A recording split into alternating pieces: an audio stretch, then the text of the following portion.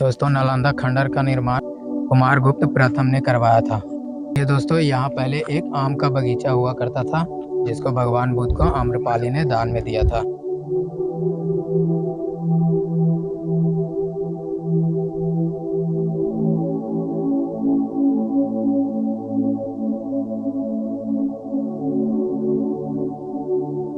यहाँ पे बुद्धा की मूर्ति होती थी और इधर ये है जिसमें अनाज रखा जाता था। हर एक कच्छ में एक कुआं होता था जो पानी के इस्तेमाल में आता था।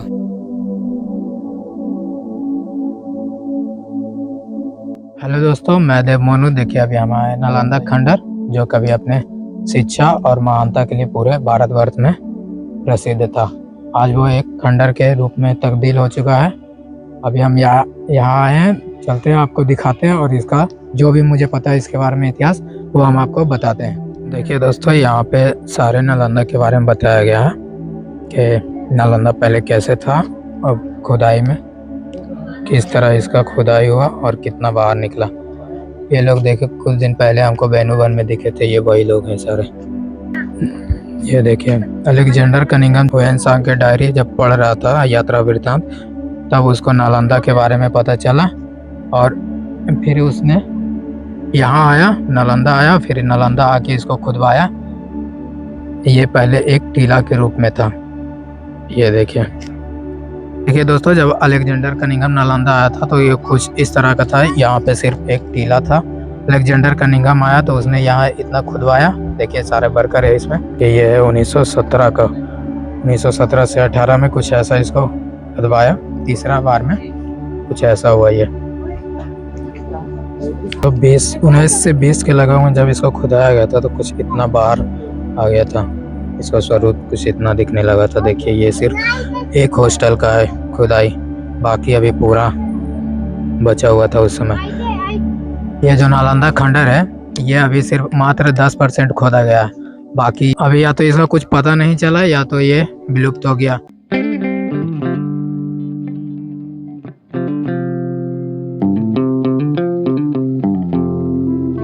तो भगवान बुद्ध का एक परम शिष्य था शरीपुत्र, जिसका जन्म भी यही हुआ था नालंदा खंडर में, जब ये नालंदा पूरा आम का बगीचा हुआ करता था उसी समय।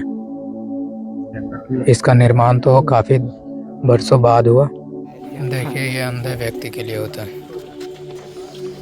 इसको छू कर पढ़ा जाता है। जो ब्लाइंड है ये उनके लिए है, और वो इंग्लिश और वो हिंदी। देखिए दोस्तों, फाइनली हम इसमें एंटर करने वाले हैं इसके अंदर, और इसमें जो है ये पिलर टाइप का दिख रहा है। यहाँ तक जो है ना प्राचीन था, और ये जो ऊपर है काला काला सा, ये सरकार के द्वारा निर्माण किया बनाया गया है इसको, ताकि ये और बर्बाद ना हो और थोड़ा अच्छा और अच्छा लगे। और ये जो गेट है, ये इसका रियल गेट नहीं है, इसको काट के यहाँ बनाया गया। और ये सीमेंट का जो काम है ये भी सरकारी के द्वारा किया गया।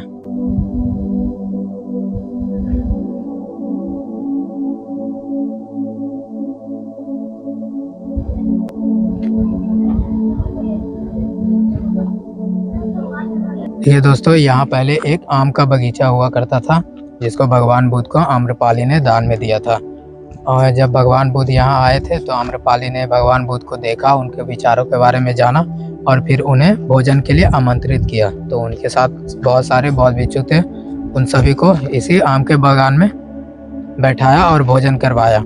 उनके बहुत भिक्षु और उनसे प्रभावित होकर उन्होंने उनको भिक्षा के रूप में पूरा आम का बगीचा उनको दान में दे दिया। फिर भगवान बुद्ध ने यहाँ धीरे धीरे बहुत सारे उपदेश दिए, यहाँ बहुत समय तक रुके।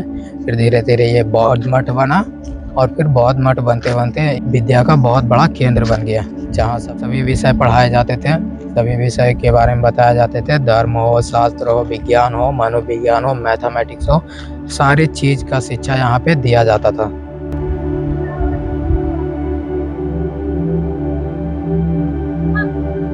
तो दोस्तों, नालंदा विश्वविद्यालय का निर्माण गुप्त वंश के राजा कुमार गुप्त प्रथम ने करवाया था। वो भगवान बुद्ध के और यहाँ के शिक्षा व्यवस्था को देखकर इतना प्रभावित हुआ कि यहाँ एक बहुत बड़ा बौद्ध विहार बना दिया, जहाँ लोग विदेश से पढ़ने आते थे। यहाँ बहुत चीज़ों की पढ़ाई होती थी, जिसके कारण यहाँ चाइना, तिब्बत, म्यांमार, बहुत से देशों से लोग पढ़ने आया करते थे। दोस्तों, इस नालंदा खंडर का निर्माण पूरा 3 चरण में हुआ था। पहले तो इसका निर्माण कुमार गुप्त ने करवाया था, लेकिन जब मगध पे शासन राजा हर्षवर्धन का हुआ, उसने भी इसे देखा और प्रभावित हुआ। फिर उसने भी इसकी एक मंजिल बढ़वा दी। और फिर उसके बाद पाल वंश के राजा गोपाल जब यहाँ आए तो उसने भी इसको एक मंजिल बनवाया। और इसी को देख के एक और विद्यालय जो कि बिहार शरीफ में है, जो पहले ही उदंतपुरी के नाम से जाना जाता था, वहाँ एक उदंतपुरी नाम का विद्यालय बनवाया था, जो आज खंडर के रूप में है, जिसका अभी कोई अस्तित्व नहीं है।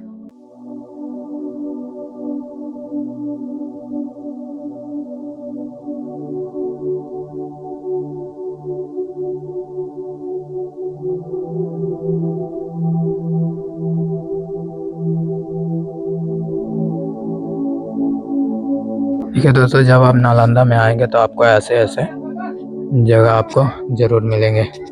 यहाँ पे पहले बुद्ध भगवान की प्रतिमाएं होती थी, एक इस साइड और एक इस साइड, जो कि हर जगह गेट पे होती है। और ये रात में दीपक रखने के लिए होते थे। जब बख्तियार खिलजी ने इसको नष्ट किया था तब उसने भगवान बुद्ध के प्रतिमाओं को भी नष्ट कर दिया और जहाँ तहाँ बिखेर दिया। प्रतिमाएं तो यहाँ मिली है और कुछ नष्ट थी और कुछ का पता नहीं। देखिए दोस्तों, जब आप यहाँ पे आएंगे तो आपको एक चीज़ यहाँ की रोचक दिखेगी, जो कि यहाँ की नाले उस समय के। ये प्लास्टर तो जो है वो सरकार के द्वारा कराया गया है, लेकिन ये नाला उसी समय का बना हुआ, इसका स्ट्रक्चर उसी समय का है, जो कि मोहनजोदड़ो से भी काफ़ी मिलती जुलती है। देखिए दोस्तों, ये शायद उस समय का बाथरूम हुआ करता होगा। देखिए ये बीच में नाला है, इधर शायद इस्तेमाल किया जाता होगा और पानी इसमें आता होगा, अंदर भी है। और देखिए यहाँ की दीवारें काली पड़ी हुई है पूरी। देखिए पूरी मिट्टी ईंट जली हुई है। और अंदर भी एक रूम है। देखिए यहाँ सीढ़ी होता होगा ऊपर जाने के लिए। और 2015 का इसका। अरे 2015 में पुराना टूट गया होगा, उसको पुराना को बचाने के लिए रिसीविंग करके ताकि टूरिस्ट लोग इसको खुद ही पुराना नहीं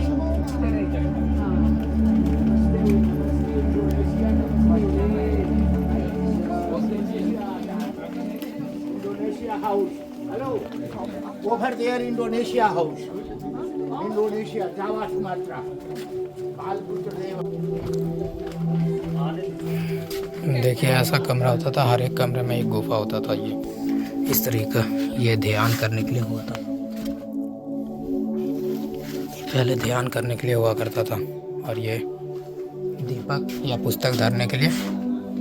देखिए ये मंदिर हुआ करता था, यहाँ पिलर है, इसके ऊपर एक यहाँ पे एक टेंपल हुआ करता था पहले, और ये बाद में बनाया गया। ये हर्षवर्धन काल का बनाया गया। ये जो था यहाँ पे एक पहले मतलब ग्राउंड था, और ये हर्षवर्धन काल का बनाया है। यहाँ पे देखिए, यहाँ पे भगवान बुद्धा की मूर्ति रखी हुई होती थी। यहाँ पे बुद्धा की मूर्ति होती थी। और इधर ये है जिसमें अनाज रखा जाता था। और हर एक कच्छ में एक कुआं होता था जो पानी के इस्तेमाल में आता था। ये पहले अनाज रखने के लिए इस्तेमाल में आता था, इसमें पहले अनाज रखा जाता था। ये कुछ इस तरह का बना होता था। इस पे जो एक पे एक लेयर और बनाया हुआ है। इसमें कुछ जलने का भी मिला है, चावल जो भी हो गया, चावल गेहूं जो जला हुआ था।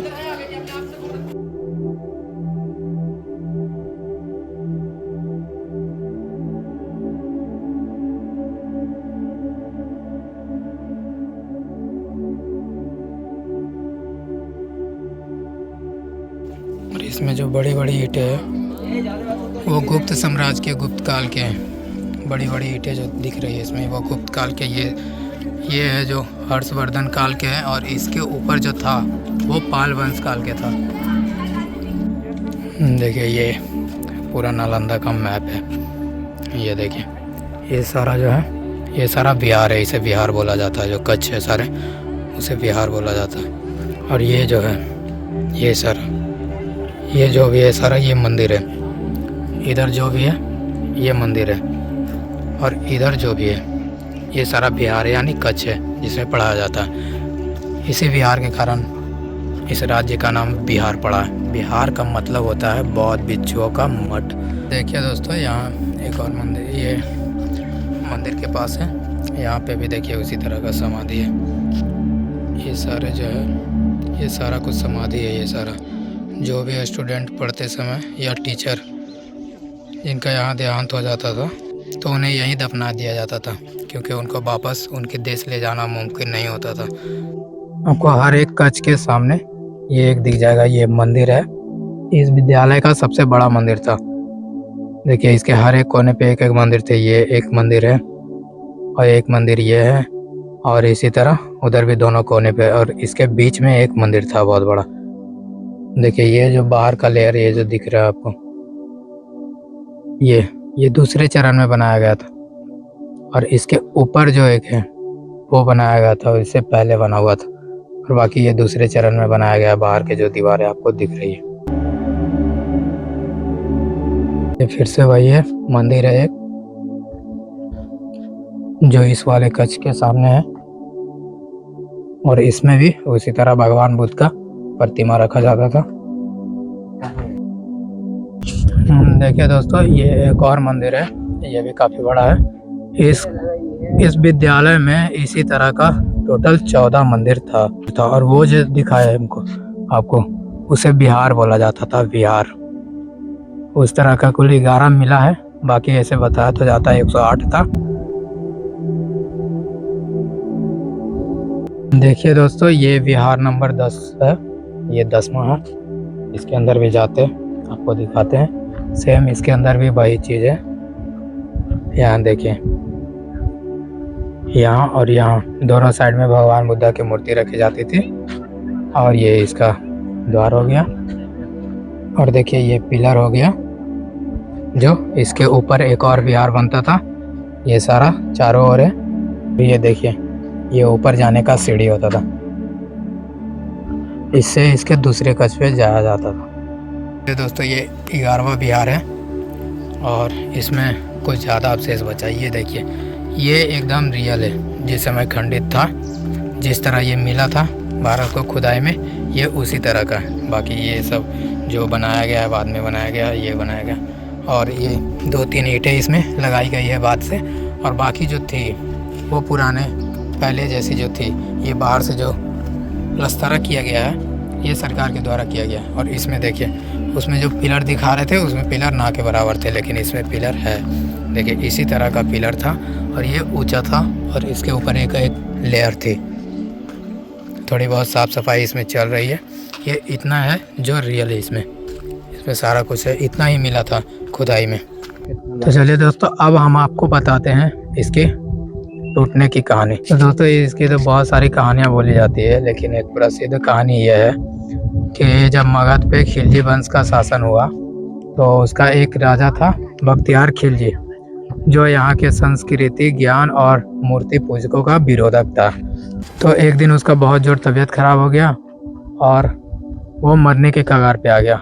तो उसने अपने शासन में ये ऐलान किया अपने राज्य में कि जो भी मुझे बिना दवाई का ठीक कर देगा हम उसे इनाम देंगे। तो बहुत दिन तक ये चला। फिर नालंदा खंडर के एक प्रसिद्ध आचार्य थे राहुल श्रीभद्र, उन्होंने बख्तियार खिलजी का इलाज किया। बख्तियार खिलजी को कुरान पढ़ने का बहुत शौक था, वो हर समय कुरान पढ़ता था। तो उन्होंने उसी चीज़ का फ़ायदा उठाया, उनसे एक कुरान लिया उनके मंत्री से, और फिर उस पर दवा की लेप लगा दी।